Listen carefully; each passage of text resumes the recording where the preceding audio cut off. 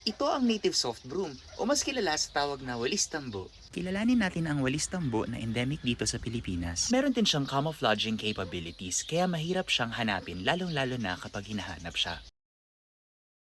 Maraming uri ng walis tambo ang makikita o ma-observe dito sa Pilipinas. Isang uri na nga ng walis tambo na makikita dito sa Mindanao ay ang sumilaw walis tambo.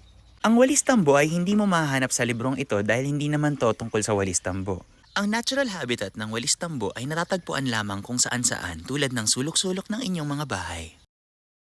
Ang iba't ibang kulay ng walis tambo ay resulta ng pagkamalikhain o creativity. Ang walis tambo ay kaya makakalap ng particles na harmful sa ating mga katawan. Kayo, naka-encounter na ba kayo ng native soft broom o ng walis tambo? Kwento niyo sa comment section below para together we can promote and mainstream Philippine bahay diversity. Ako si Romar. Support my work by sharing this video and not re-uploading it. See you sa next video!